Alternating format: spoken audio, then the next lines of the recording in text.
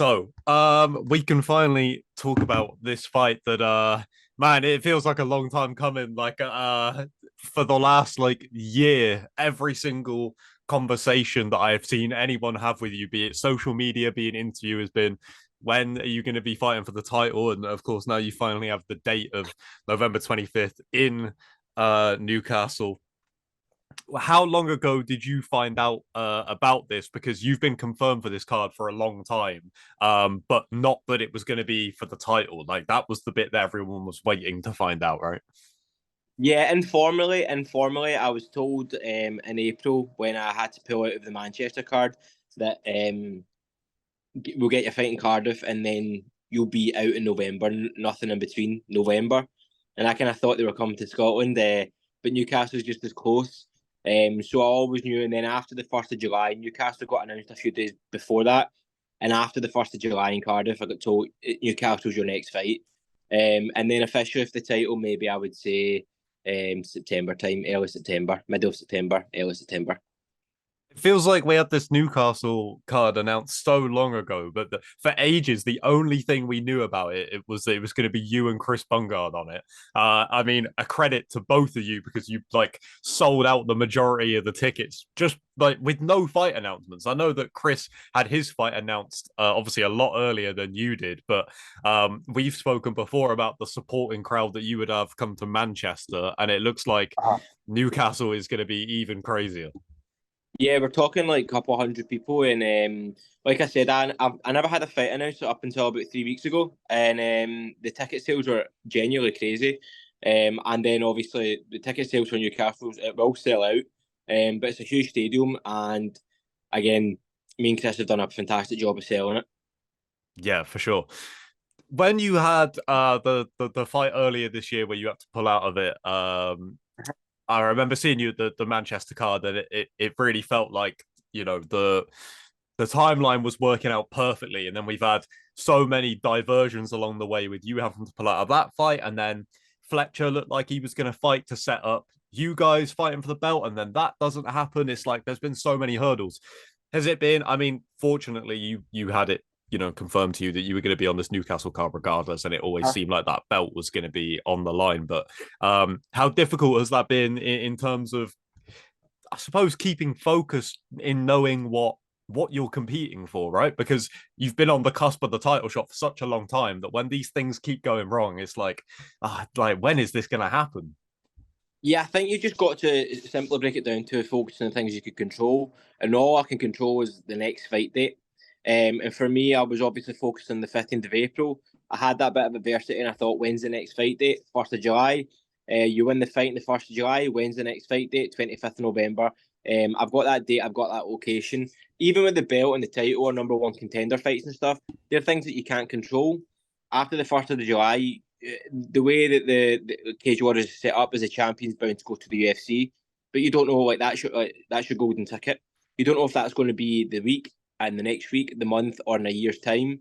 So I went through a period of again I can't control if I'm going to get a title shot next, and I accepted that my next fight's going to still be a fight on the 25th of November in Newcastle, and it happened to be for the title. So I just focused on the controllables, focused on the things that I can control, and as I say, even this belt, even this title fight. It's there. I'm acknowledging it, but in a way, it's actually very irrelevant to what I'm trying to do, and that's to perform the best of my ability. With the fight announcement, it came as a surprise to me, right? Because we had spoken so much about you fighting Fletcher for so long that when it was announced to be Liam Gittins for the vacant belt, I wasn't surprised that Liam was in this opportunity because it feels like I don't get to travel to every Cage Warriors event, but it feels like everyone I do go to, he's there, right? He's either putting Yeah. on a little bit earlier in his Cage Warriors career, he was putting on the fight of the night, and now he seems to every time I'm there, he's there getting another solid win, and you're like, oh, I did like he's just been doing his thing and racking up wins. Like, was he a guy that Mhm. you had that was on your radar as a potential opponent for this belt, or even as a number one contender kind of eliminator fight if the belt wasn't on the line? Because I think he has gone a little bit under the radar Oh in the yeah, last like yeah. year or so. So firstly, let's look at Liam Gittins' record. Look at the guys that he's fought: Rory Evans, Kingsley Crawford, Josh Reed, Muhammad Mokaev, Jake Hadley. The list goes on and on. He's fought really, really guys, top to bottom, from amateur to professional. He's on a 4-fight win streak, and he's an exceptional fighter. He comes from a fantastic team. After I beat Kingsley Crawford, I sent my manager 2 fighter suggestions and said, if it's not the title, I want these 2 people. And Liam Gittins is one of them because he was 5th ranked in the UK. It turns out I never got any of them. I got offered someone else from the same gym. So yeah, he's a so Liam is a good opponent. He's got experience behind him. He's got skills behind him. And then his name was a shock to me for this fight, just because I knew that he publicly said that he wasn't going to fight at the end of the year because he was having a baby. So I never even thought of him in the mix for that reason. But yeah, when I got sent it, I was just remember the text, Liam Gittins world vacant bantamweight title, and I was just like, brilliant, fighting Liam Gittins title. That's it. I've got confirmation. I've got an opponent, and that's that.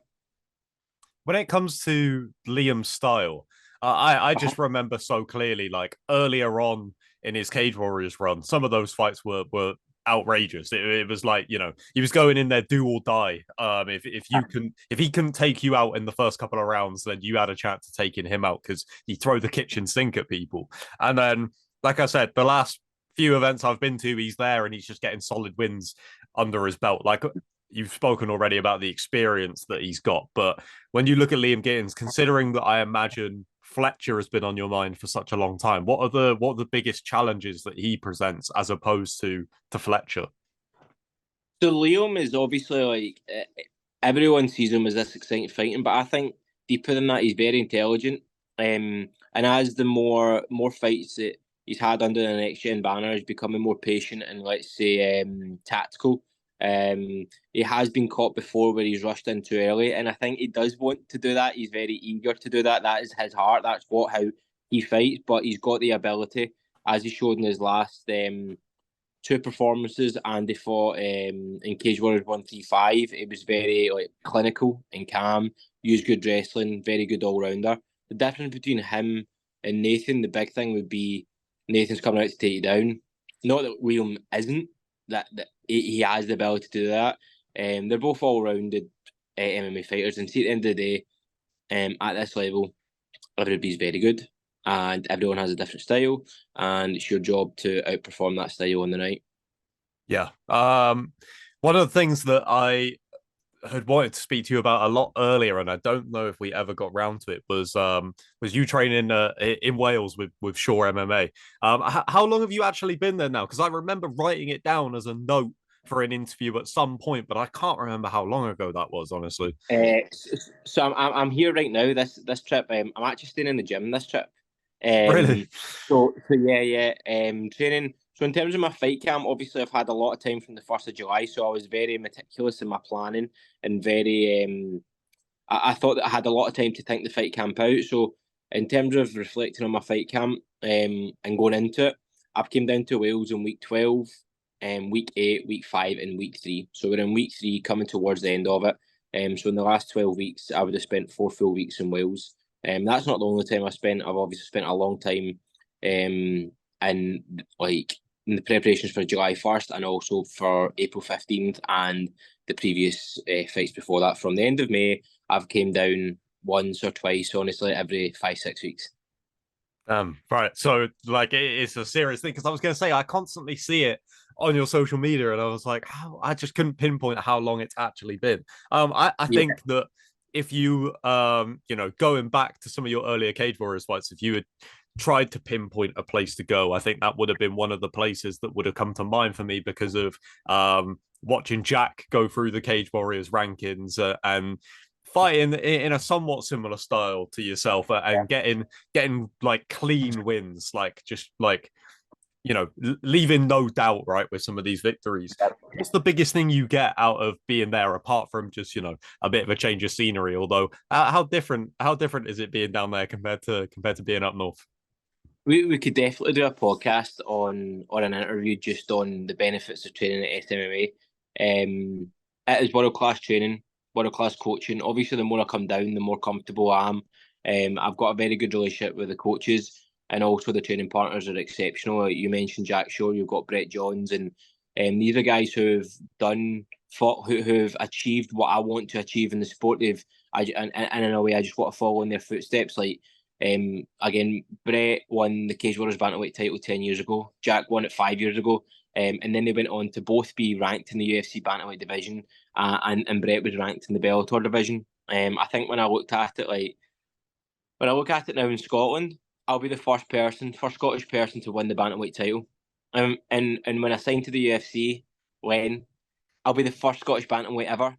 Whereas you look at Jack and you look at Brett, as I say, they've done that 10 years ago, 5 years ago, and collectively they've had 17 UFC Bellator fights. So that's the experience that they passed down to me on the mats. And we talk about their style. The reason why I came down is because I fight very similar to the guys. What's the best way to learn from them? Not on YouTube, not like dropping into the DMs. It's to go on and learning from that physically.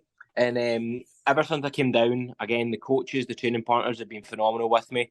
They've refined my game and they've added up levels to my game every trip that I've been down. And they've became an integral part of my career.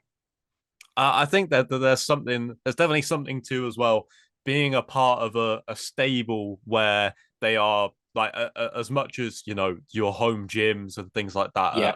are what make you the fighter that you are. But there's something about being in and around a system that has regularly taken fighters to the UFC. You can say that for Cage Warriors, and you can also say that for sure MMA, which I think is absolutely remarkable how many fighters they've had go to the UFC, considering the size of the gym and the size of the talent pool in Wales as well. But being around that culture of not only have they been there and done it, but they're still doing it. You know what I mean? Like, as much as you say 10 years, 5 years, they're still taking new guys to the UFC. Obviously, we had Oban join the roster earlier this year as well. Like, being in that culture, I imagine, just gives you so much more confidence and energy. Yeah, the experience and the stories that they can pass on from their careers is phenomenal. And like you said, this is not just like, it's not like Brett and Jack are retired. They're probably not even touched their peak or their prime. So the gym is growing fast, and obviously I'm emphasising Jack and Brett. That's the reason why I came down. But they've got a team of high level professional fighters. They've got a team of high level amateurs, and as I say, their coaching is world class. Like when I was an amateur, I went to America twice to different places, New York and Jackson Wink. And people always say to me, "Oh, you're not fancy going back to America?" And I'm like, "No." I got have sponsors saying, "I'm going to pay for you to go to Thailand," or "I'm going to pay for you to go to Brazil," and I'm like, "No, I've got everything that I want in Wales, in Scotland." But so like it's world class training, top to bottom for the gym, and I'd say that there's a lot to be said for coming out of your comfort zone, flying down to a different country, and like sleeping in the gym for the week. Like it's like as I said, I used to come out to Oasis Supersonic, and the lyrics where you can have it all, how much do you want it, and that's what it comes down to. I'm trying to train with the best people in the world, literally the best people in the world in my weight division, and learning from them and trying to follow in their footsteps.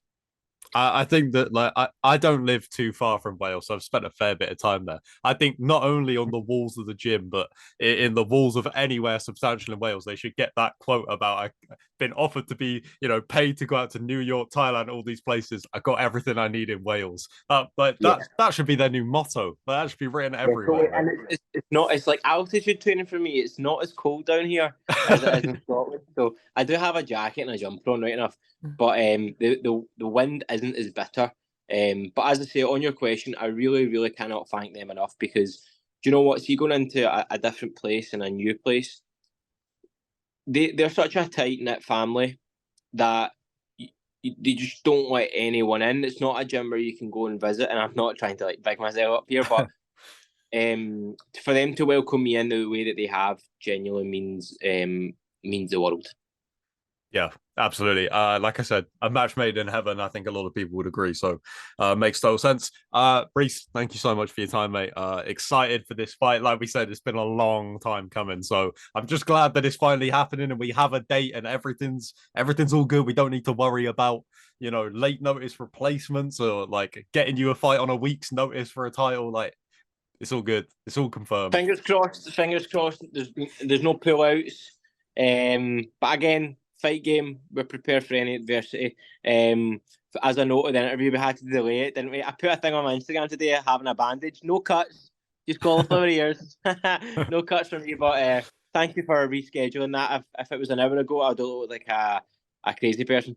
I mean, that would have been a whole other interview, I'm sure, because immediately I would have seen you during the call and been like, It, "Oh no, don't tell me we're it talking about wasn't cancelled."